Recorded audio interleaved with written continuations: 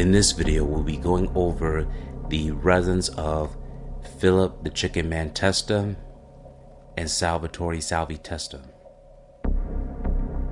For those who don't know, Philip Charles Testa was the underboss of the Philadelphia crime family during the Angelo Bruno era. Angelo Bruno was the reigning godfather from 1958 till 1980.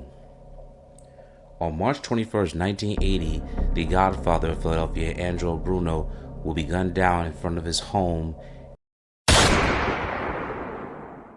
ending his 22-year reign as the supreme leader of the criminal underworld.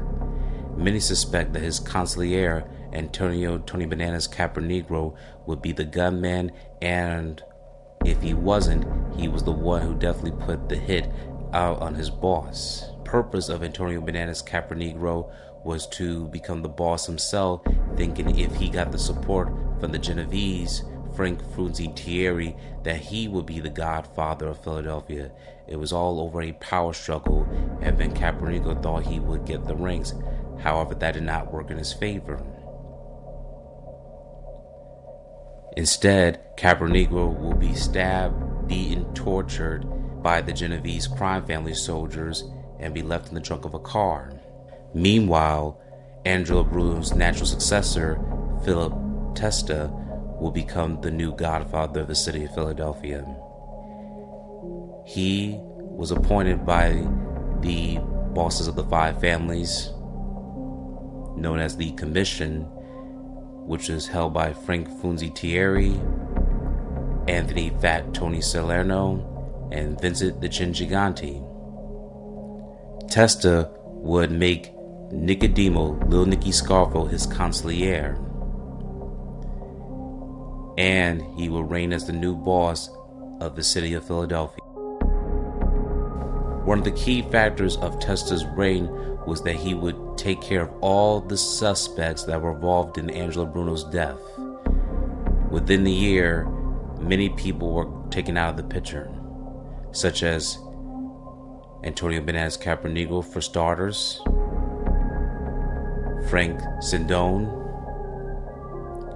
Johnny Keys Simone, who was Angelo Bruno's cousin. However, he sought another power struggle that would ultimately get him killed by Sammy the Bull Gravano, and the trigger man, Louis Melito.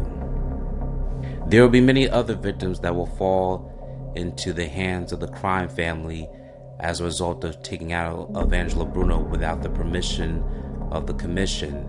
Any boss or any crime family member that is ever killed without the sanction of the Commission will be put to death, and that's exactly what took place. Meanwhile, while Testa was still the reigning godfather of his era, many also were aware that he had children. He had a daughter named Maria, who was not involved in the crime family whatsoever. She had her own legitimate business. And he had a son, Salvi Testa, which many people looked as the real mafia prince, as opposed to the title that Philip Leonetti had named in his book, since he was the son of the reigning godfather, Philip Testa. Salvi Testa will also rise in the ranks in the Philadelphia crime family as well. As opposed to attending Temple University, he will want to be just like his father. He knew the street life. He was born in South Philadelphia, growing up in 9th and Catherine, and moved to many different locations along with his father. However, at the address of 2117 Porter Street will be a life-changing experience for not just Salvi Testa, but his father.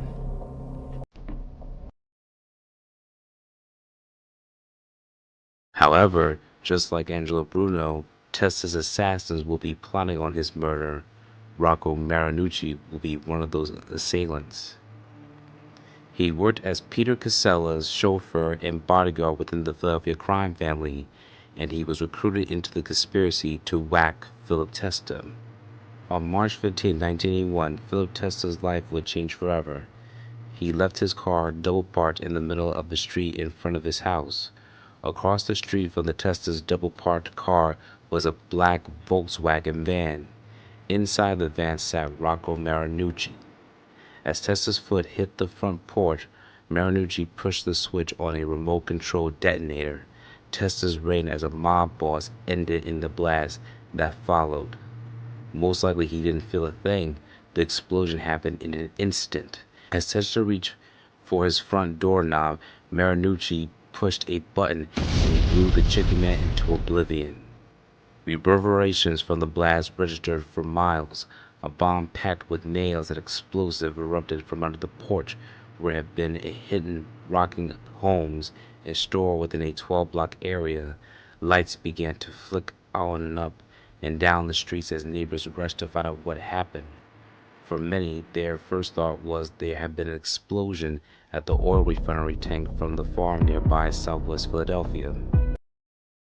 Testa was killed less than a year of Angelo Bruno. In fact, it was almost close to the 1-year anniversary.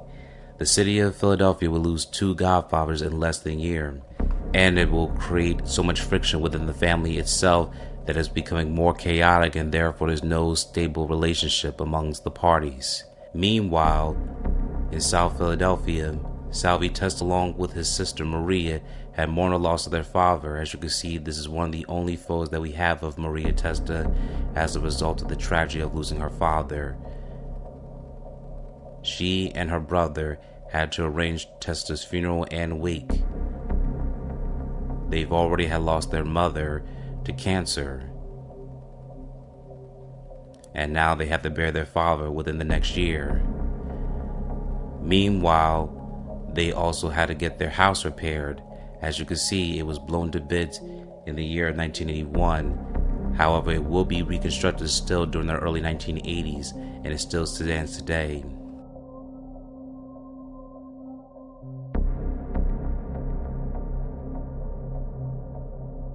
So we will show you what Porter Street house looks like today as it looked back then, so you can see their own comparisons.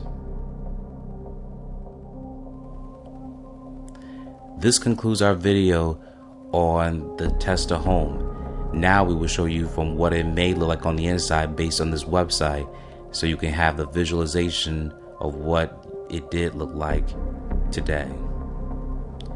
And now you will see a vision of what it looks like today. If you have any suggestions, please let us know in the comments on what other house or public figure that we should cover. We would gladly appreciate your feedback. Thank you for your time.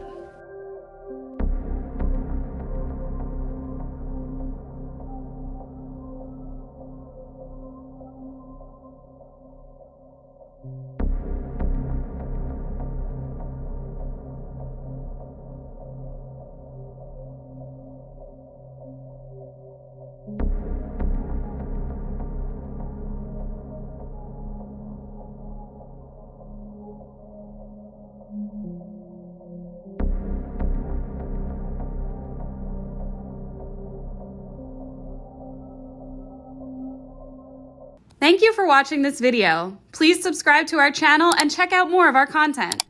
Feel free to give your feedback and suggestions on what we should do next in the comments.